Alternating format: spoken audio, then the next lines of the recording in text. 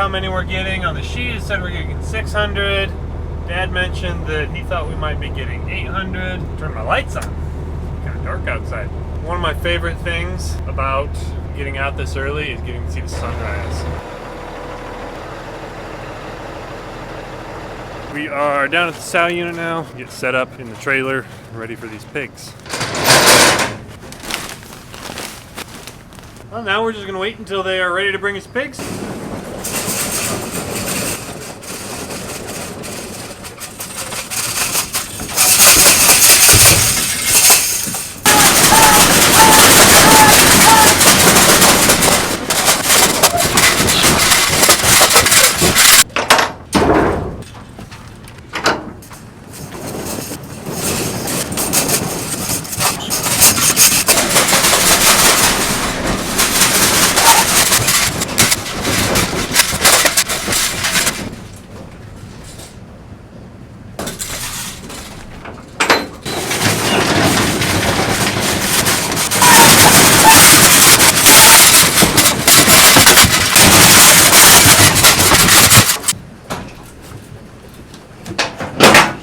I am loaded and ready to head for home. We got about a 40-minute drive. Once we get back, we'll get these pigs off, get them inside, get them fed, get them water, get them some pig Gatorade. Oh man, gotta unload some pigs. I'd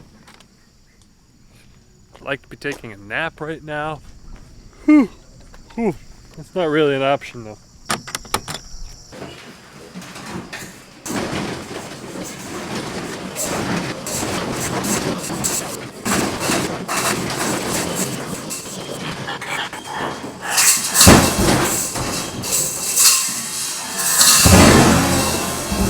But I didn't fall.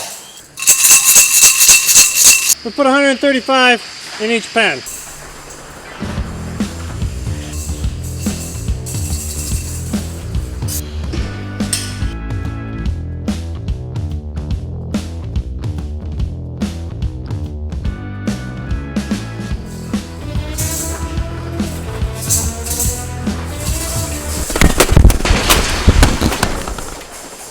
Y'all gotta quit falling down. It's not good for you.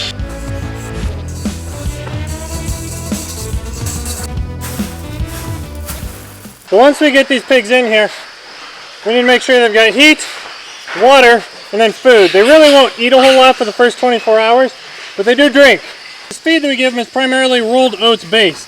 Really good for their gut, really easily digestible. Got some dried milk products, kind of similar to the milk they've been drinking right before they came here. How hot is it in here, Noah? Well, it only needs to be about 44.5 degrees for me to sweat. And by the looks of me, it's probably like 82, 92 in here. Noah's got a sweatometer. We don't even know what temperature it is.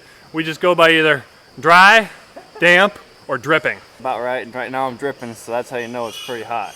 Yep, full coverage on the thumbnail, so that means, you know, 60 to 70, anywhere in there. If the whole thumb's soaked, that means it's probably like 90 to 100, but. Local weather with Noah.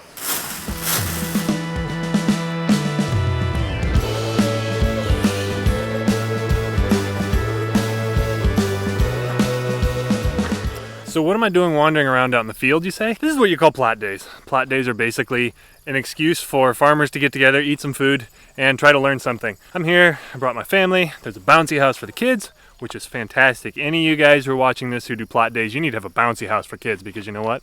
Otherwise, my kids don't want to come, and then I can't come sometimes. We're trying to learn about some planters. There's a drone here that sprays.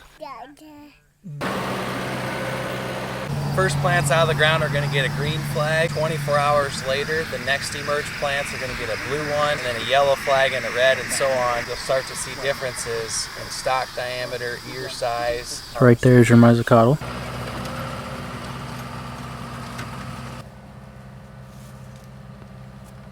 In this plot, we're trying to learn what happens when you apply different levels of downforce on your planter. So basically, how much pressure is that planter pushing down onto the ground? And what's that do to the plants? So they did a plot all across here. There's all these different levels of down pressure. And we can walk in here and see in the corn what that did. Little spindly stalks, like this one. This guy's just a weed. A weed is anything that's not supposed to be out here. So it's actually causing the other corn to not look very good. This is that weed. See how big around this one is? We got plenty of girth right there. It's about as big around as my thumb. Then you got this one. It's just a tiny little guy. It's worthless. These are the sorts of things that I like to learn when I come to these plots. I want to take one thing away from here that I learned that is going to make my operation better. So one of the big reasons I came is because they have a drone here. I thought it was because of the free food. That is probably very true as well.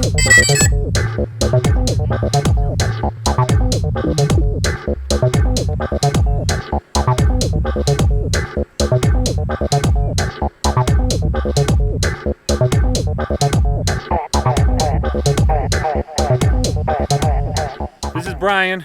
Brian is here with Rantizo, and Brian's going to tell you a little bit about what Rantizo is and drones that spray, and we're going to listen and learn because I know basically nothing. So I'm with Rantizo. Rantizo's been in existence for a little over 3 years. What we use is a DJI drone, and then Rantizo has modified it to put the booms on it and then put software on it in order for us to spray at a 20-foot width as we do today. When it goes out to spray, we first have to mark the field, and we do that one of two ways. We can fly it and mark the field, or secondly, we can use a shapefile. And by using a shapefile, then we can just import that in there and we follow that. Question for you here, Brian. Yes. One of the concerns that people have with like airplane spraying is that, like, oh, that plane flew over my place. There's spray coming down like into my pool in my backyard. Yeah. Is that a concern that you have with this? No, it's not a concern. In fact, the reason behind that is because when we spray a field, we stay within the boundaries of the field. And I can set my boundaries to the edge of the field, or I can bring those in, and so therefore I stay very precise with my spraying, and I don't get that drift. We consider the kind of this precision agricultural spraying is what we call it. That's really cool, guys. Yeah. So the field is laid out like that, and so it'll then take off about 60 feet down here, and it'll go across the field, come down, and keep coming back is what it'll do. My speed and everything like that, and then I got my camera here on the side, which just shoots video so I can see what's going on as it's flying across the field. So this is not a drone that I'm looking at for videoing for you guys. Children are screaming in the car. Taylor said it's time to go. So unfortunately, we're not going to get to watch Brian take off. I'm going to have someone else video it and send it to me. So if it's not great quality, you can blame my friends right here.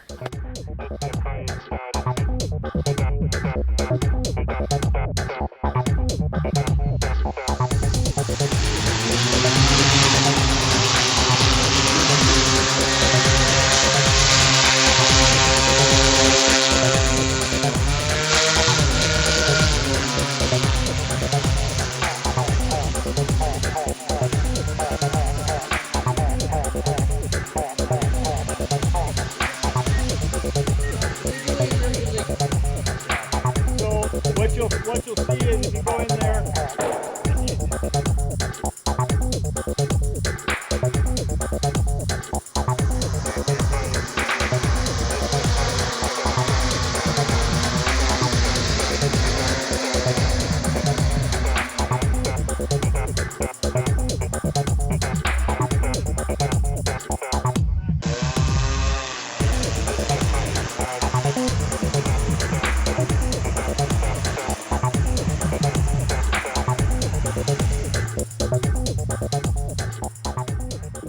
I am up here at Hal the cabinet guy's place, and he is refinishing. Actually, he's not refinishing. Air compressor. Anyway, Hal is finishing these doors for us. We bought them without any finish on them and wanted them custom stained to match some things. So I am up here. We have 29 doors, and Hal didn't want to flip them on his own, so I am going to help him flip all these doors over.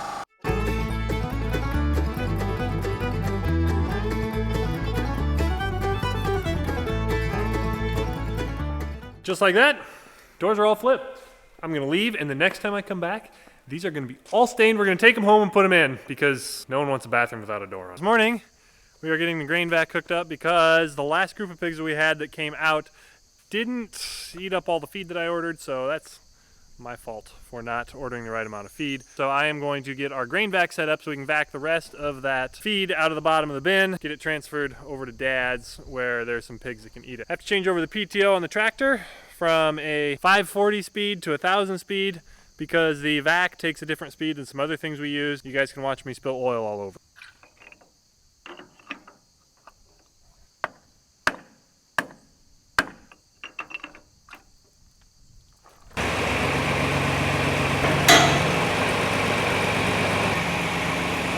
I didn't want to empty my trash out of the bloater bucket because it's not a good day to burn. So we're just hauling around an old couch and some other trash that needs to be burned. You know, no big deal.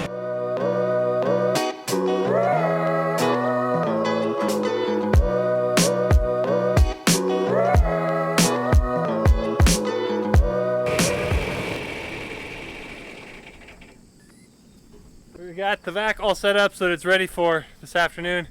We've got a plot tour we're going to look at some corn and try to learn some things about what varieties we're going to plant next year. Here we are at the plot. You're going to see there aren't actually all that many people here because we missed the real plot tour. Taylor and I were gone and Mom and Dad had our kids, so we couldn't make it for that. So we're here for our own private plot tour. A lot of 2 and 3 pod clusters. This 25-21 is most dependable product we can put just about anywhere that we want. So there are different maturities of beans. Beans are a photosensitive plant, which means they don't mature based on how long they've been above ground and growing. They mature based on how much light they're getting. 3022 stands for a 3.0 bean. The maturity is 3.0. That's a pretty late bean. We plant a lot of 2.0s to 2.7s, so a 3.0 is going to be pretty late. Talk about short corn now. New, cool. Everyone wants to see the new stuff. So as you can see, it's short.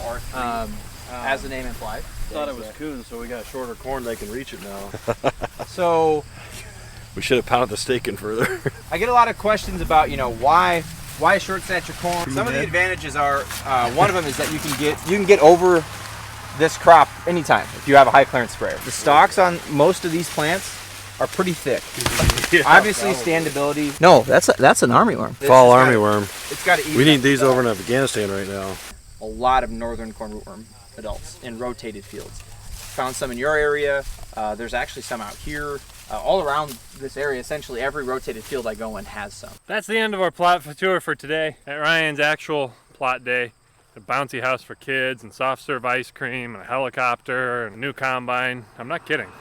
But we just got the condensed version today of trying to learn something. Feed truck is here. We're headed out to vac out some feed out of the bin. Sawyer and Dad are gonna help me.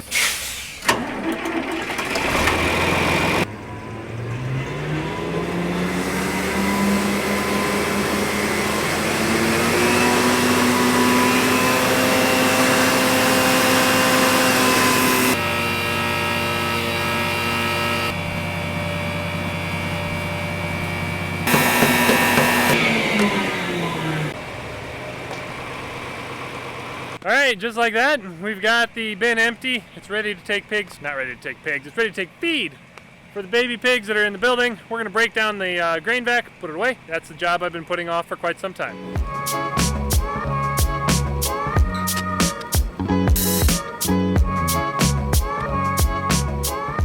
What is that? A worm? It's a wiggly worm.